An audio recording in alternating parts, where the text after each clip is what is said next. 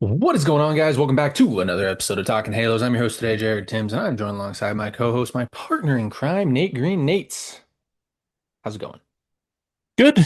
We talked about potentially a little bit of news and we got some and we also said, is it going to be big or is it going to be small? And I think we got that answered as well as of right now. But hey, at least there's news to talk about for the Angels.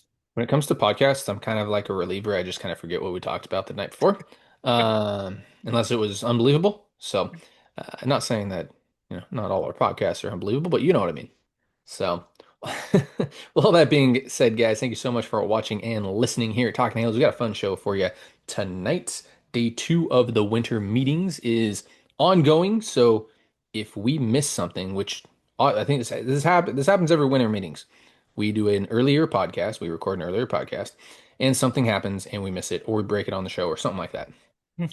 So hopefully that does not happen tonight. Hopefully, we can maybe do it tomorrow or something like that. But we'll kind of see where it goes from there. But yeah, we got some news to break down tonight. The floodgates are kind of opening up, is what everybody's kind of saying, and of course the draft lottery happened as well, so we can talk about that and what that means for the Angels. But first, before we get going, go ahead and follow us on all our social medias: X, Instagram, Facebook. You can follow myself on X, Jared_Timms, Nate at Nate Green 34, guys, and give us 1 second to pay the bills.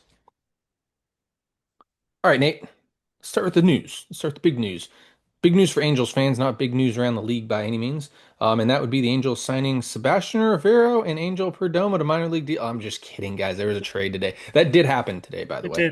did. That did, or at least the news got broke. I don't really need to talk about that. I don't want to talk about that by any means, but Angels did make a trade today. Second trade of the off season for the Angels, right? Second, yeah, second. Yep. Second. Second trade of the Angels off season so far. The Angels acquire former top prospect. Top prospect. I know you're gonna Sure. give me that, but I'm gonna hype it up a little bit. Top Sure. prospect Vaughn Grissom from the Boston Red Sox in exchange for who's it for? Isaiah Jackson. Isaiah Jackson. You're welcome. I knew that. I was testing you, man. Okay. Sure, sure. I had Coleman Crow in my head. Oh, I was going back years there and that a was Crow trade. that was like Eduardo Escobar trade. I blanked there. Wow, that's brutal. But Isaiah Jackson, eighth round pick, the Angels gave him slot out of ASU, decent defender, good defender. Everybody thinks that he's going to stick in center field. The bat jumped up a little bit as well at ASU. I was told I gave ASU way too much credit, but he was my number 25 prospect in the org at the end of the year. So Angels did trade away a prospect for former top prospect. And I want to get your initial thoughts to this, Nate, and then I'll give mine and we'll go from there. Yeah. Well, at least you know that Vaughn Grissom is a major league talent. He's played in the big leagues, so there's that. They're getting a guy that can play in the major leagues. We actually don't know. I don't think Isaiah Jackson is a for sure major leaguer. There is no for sure major leaguer even at the minor league level. So there is that part of the trade where it's like, hey, at least you're getting a guy who potentially can help you at the big league level. This is not negative, Nate.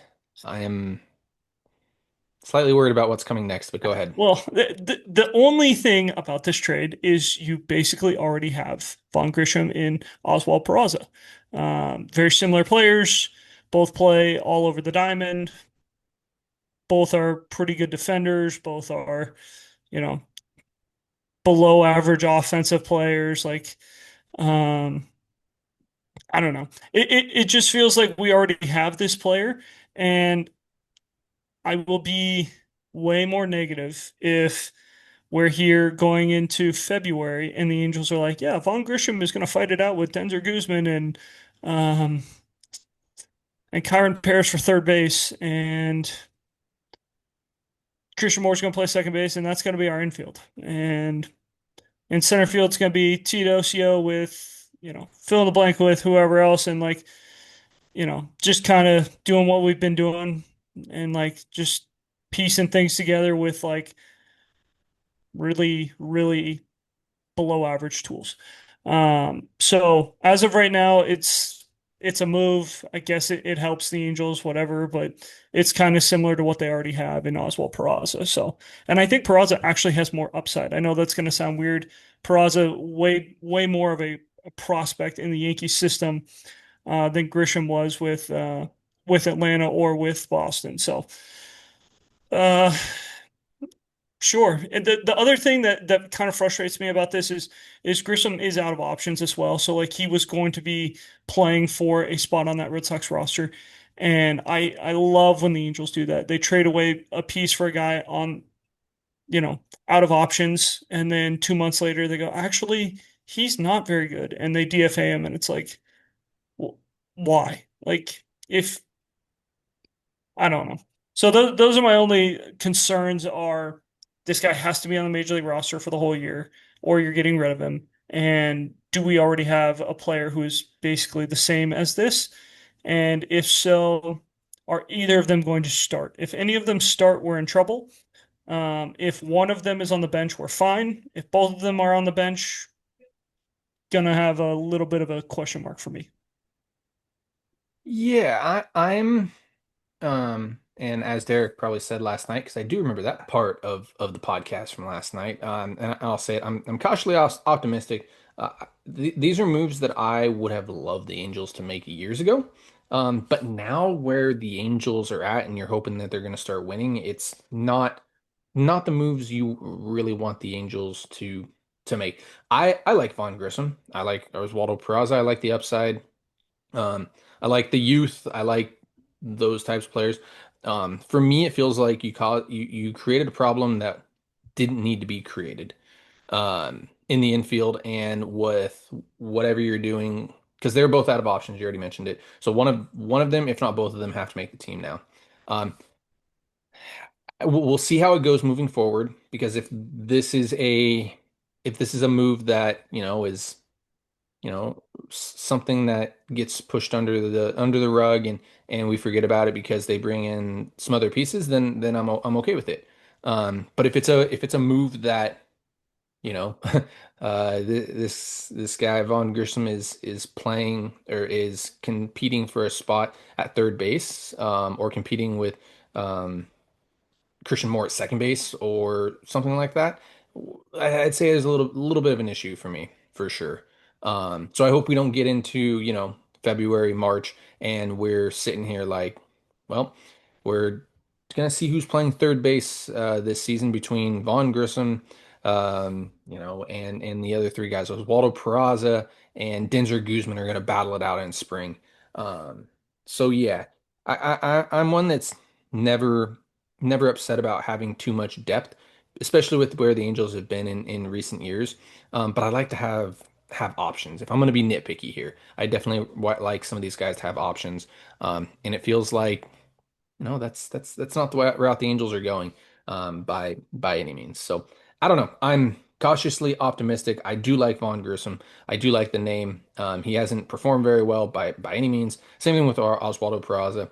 Um, these are moves again. I'd love to see the Angels have made these moves in 2021, 2022 for these types of players where you're like, well, let's give it a chance and see where we're at with these guys. Not in 2025 where you're gonna hope that this team's takes the next step and competes for the wild card spot next year. Or that at the end of the day, I think that's got to be the expectation is contending for a wild card spot. And these moves, I don't think push the needle. You'd like to hope they do, but and these are the moves, I guess. These are the players that if they step up, help you get to that spot for sure. But you cannot rely on these guys um, in the off season right now when you're writing it on paper, even in spring or anything like that. But if they pop up and are good players all of a sudden, it's like cool, like this guy's helping you win games, and that is awesome. That is really good. But I don't know. I don't know. We'll have to wait and see. So I don't have a grade for this. I don't want to grade this. I don't want to grade these moves right now because I think the off season is just beginning. So you got any final thoughts on this Vaughn Grissom trade before we move on?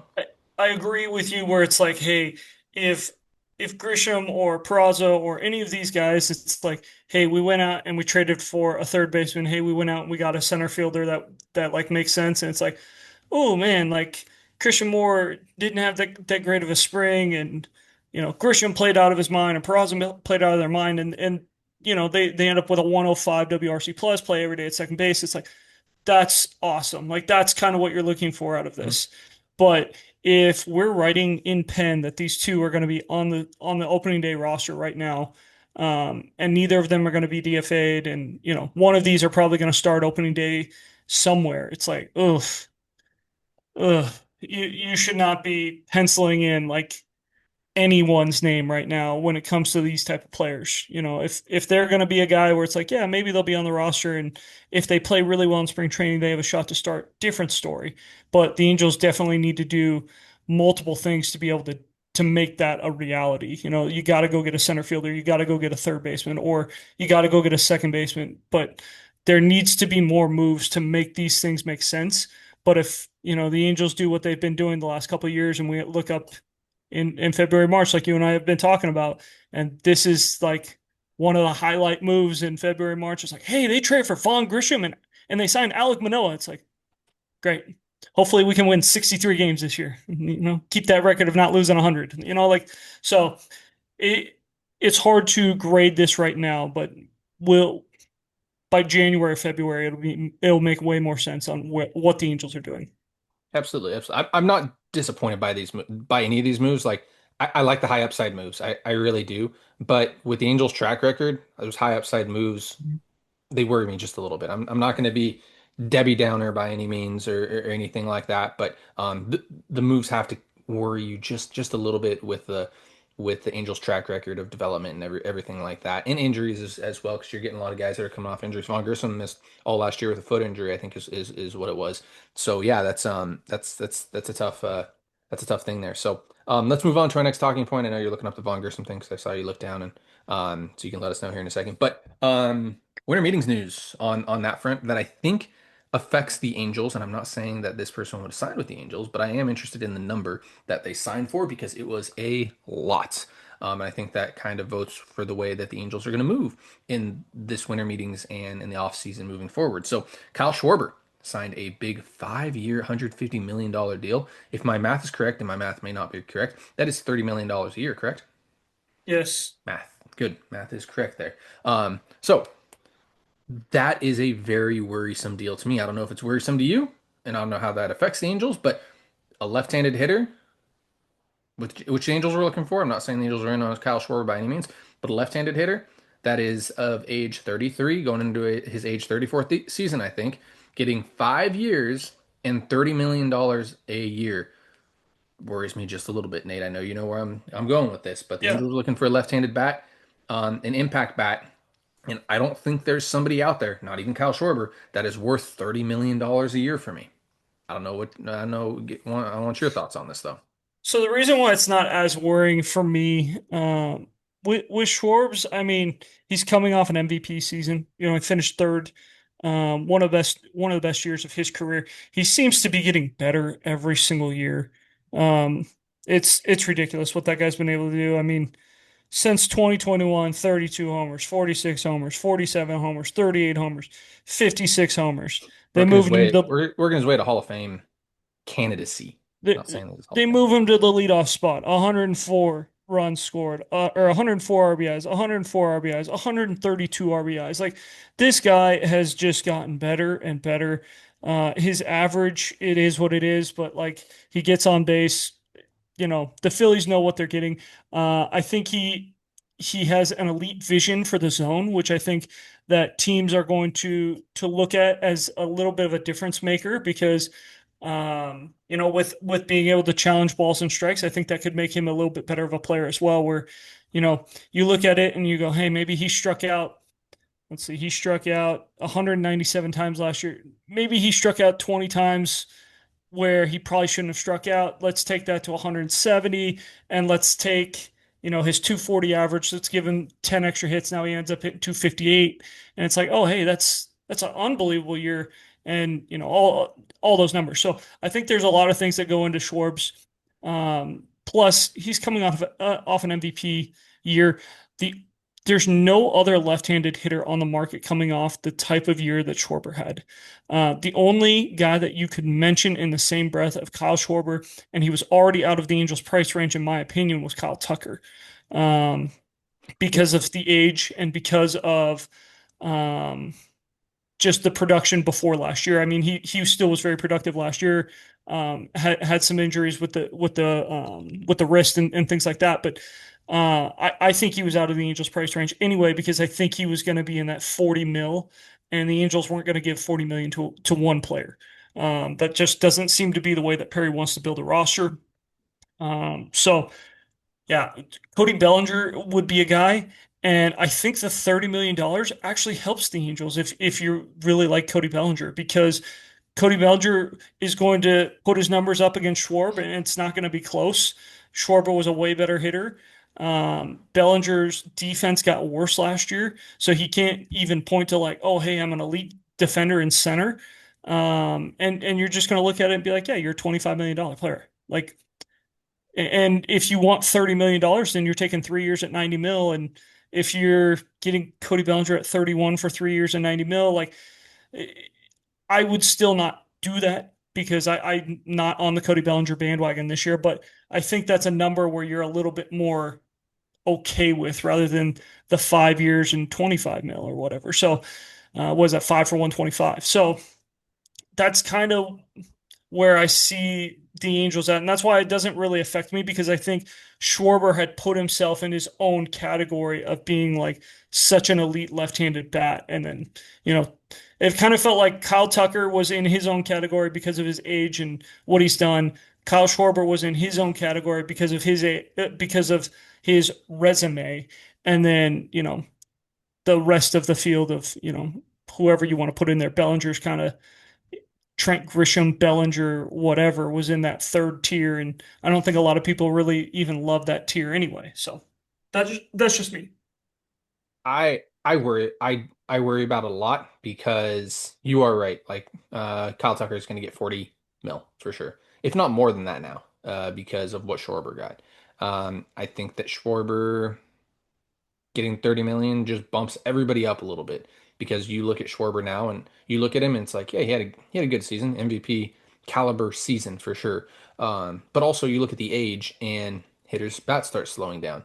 And teams know this. Teams are smart about this. And you have to know that Kyle Schwarber isn't going to get any better than what he was this last year. If not, probably get worse. I'll probably get a lot worse than what he was last year. And if you're expecting him to go out there and hit 40 plus home runs a year like he has in recent years, then it's going to be a bit of an issue. Now, the money comes into play for me because you can go as so and so's player, let's say Cody Bellinger, and say, hey, look at what this left handed power hitter that's just a DH just made right here. He hit 50 home runs, sure, but he's only going to be a DH. My client, Cody Bellinger, can play all three outfield positions for you.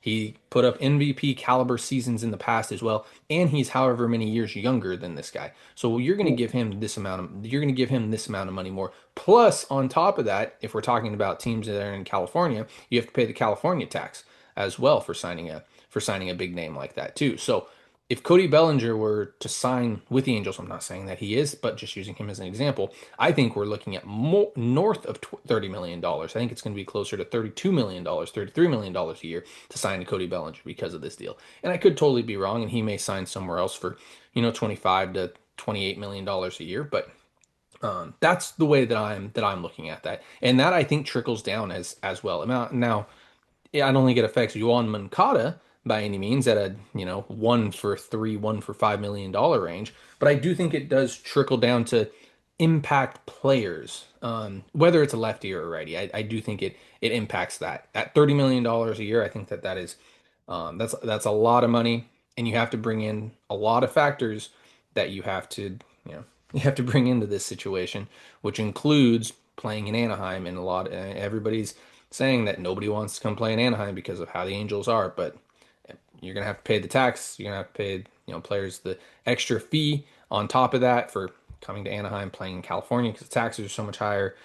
This, that, and another. So yeah, I get worried about this. That's why I brought up this. That's why I brought up the Kyle Schwarber deal because it does worry me. I saw $30 million and I'm like, wow, that's a lot of money for somebody who is coming off a career year that is not getting any younger, that can only DH down the road. I mean, not even down the road. He's only a DH right now. So Yeah, that worries me a little bit. So, you got any final thoughts here before we get on to our final topic here, man? I mean, his bat speed though, it's I know, but it declines, man. I'm letting you know it declines. he's in the 99th percentile It's in fine. bat speed. So like when you look at his bat speed compared to Cody Bellinger, who's 2 years younger, Cody Bellinger's in like the 20th percentile in bat speed. So you're talking about Schwarber's a better hitter. He's got better metrics. Everything's just better for Schwarber and Bellinger. Like he can't even point to being a good defensive center fielder. He can point to being a good corner outfielder, but teams are looking at him as a center fielder, and so I don't know. I think that this just happens to be one of those guys that teams are. It's almost like Nelson Cruz a couple of years back, where it's like he defied all the rules. Like you're paying a guy who only DHs, you're paying a guy who's getting older, and somehow he keeps going out there and hitting 40 plus homers and driving in 100 plus and doing all those things. Like that's kind of how I feel about Kyle Schwarber, that he's just going to continue to be that guy because he is such an elite hitter. Well, Eugenio Suarez is over there licking his lips as well. Like, and another guy that I'm sure the Angels have reached out to and asked what the price is. But I mean, you're looking at somebody who's a little bit older than Kyle Schwarber. Is coming off a career year like Kyle Schwarber did. Plays the infield, and is a DH type of guy too. And he's sitting over there, and people are saying, oh, he's going to get a 2 for 40 deal, 2 for whatever deal that he's going to get. And he's like, well, Kyle Schwarber, who isn't that much different than me, is getting this amount of money at this many years, I'm gonna kick it up as well. So yeah, that like I said, I think that this is I'm glad that he got paid, but for the market itself, I think it's going to be an expensive market. And I would assume that teams trade a little bit more, especially here in the winter meetings. I was also going to say, I think when you were talking about the Angels not being a huge like free agency place, like that's why the Angels need to trade. Like Yeah. you're this market isn't that amazing anyway. Like I know a lot of people are pointing out, like, oh, there's Kyle Tucker and there's Bo Bichette and there's this guy and this guy and this guy. But like for what the Angels are looking for, this market isn't amazing. So go make a couple of trades, don't give up a lot of money. Give up some prospects that you even brought up. Like the Angels haven't been great with prospects, so like give up a couple prospects and who cares? Like if somebody turns them into something great, would we have turned him into something great? Probably not. So like let's go get a guy that we know for sure what he looks like at the major league level. Yeah, absolutely. So let's get on to a final topic here, and that is the MLB draft lottery. White Sox picking first. The Angels are picking 12th. Why I talked about the White Sox, I don't know, but just in case you missed that, Angels pick 12th. Let's go way too early. Way, way, way, way, way too early. You got names, or do you need to look it up? Oh, I mean I got names it, right it off. I got names right off the bat, right off the block. And if you say Rock Chalowski, Grady Emerson, Justin I would LeBron, or I wouldn't have Jacob, said Rock. all right, well, Rock's going one yeah, or and he's two. consensus one. I don't see him getting past two. Um, I think Curiel could be there for the Angels, and I think Curiel would be a lot make a lot of sense. Orange County kid. He could play center field. I think he will play center field at LSU this year. Um, and I think that could actually be the route that the Angels go. Doesn't strike out, has a little bit of pop, has some speed, all those things. Um, so that would be a guy to keep an eye on. I think I've seen him as high as five, but depending on how things go, what teams are looking, he could make some sense for the Angels. Um, is it is the Georgia Tech kid center fielder as well, Burgess? Yeah, Burrs is an Burris, outfielder. okay, Elijah Burris, he's another guy that would make sense for the Angels. I think the Angels kind of stick in that outfield market. Those are the two right off the top of my head. If I were to actually dig in and look at a couple, but like right off the top of my head, those were the two, especially coming from top 15 schools in the country this year. And LSU locked and loaded again, Georgia Tech locked and loaded again. So Yeah, I got three names right off the bat. Two of them are pitchers. One of them's a quick moving outfielder as well. Liam Peterson, yeah. big tall righty at Florida. hmm Not a huge fan of You don't like Florida Florida. pitchers. You don't like Yeah, Florida players, I let don't like alone pitchers. You don't I don't like like Florida players. I don't like Florida pitchers as much. I think No, Florida no. players, There's not one Florida player that I've heard you be okay with. I can go back to UCSB and Jackson Flora, who I think has the highest upside of most of a lot of these pitchers here. Actually, all the pitchers in this draft. And Jackson Flora, I think he is unbelievable. He may actually be the Jackson Flora might be the guy that we look at and it's like he ends up being a top five pick in this draft. I'm a huge fan of Jackson Flora. It just depends on that third pitch, and if he shows he can throw it this year, he's not going to be in the Angels range. That's for sure. And then the third one that I think is going to be in the range, one of the best hitters in college baseball last year, AJ Gracia, was at Duke last year, transferred over to Virginia. I think he was at Virginia. Duke. I think he was at Duke last year. Transferred over to Virginia, and I expect another big year from him. He'd be a quick mover. He's probably the most MLB ready guy in this draft. One of the better hit tools in this draft. It's a safe pick. I'd love to see Drew Burress. I've seen some drafts where he's in the teens. I just don't know if he's going to be there. Same thing with Curriel. I just don't see him. I don't see Curriel being there. I know people are going to mention Cameron Flukie. I'm going to get it in the comments. You missed Cameron Flukie. I don't know if Flukie's going to be there either at Coastal Carolina. And then you mentioned a SoCal guy. I can't not mention Gavin Grahovic, Villa Park kid. It's just part of it there. And then I'm a big fan of Gabe Gakel there at Arkansas, but I think that's more of a reliever build than anything in my opinion. So California guys kind of there are quite a few of them there. They got a Jay Sarah kid a little farther down in Blake Bowen that that's an analytical beauty for sure. Someone's going to get a steal in late in the first round and with the Jay Sarah kid. But yeah, if you're watching it, let us know. Give us your early predictions on who do you think the Angels would take or um anybody like that. So you got any final thoughts, Nate, before we let everybody Who, go? who was that other outfielder you mentioned? Sorry. The first you said, AJ Gracia.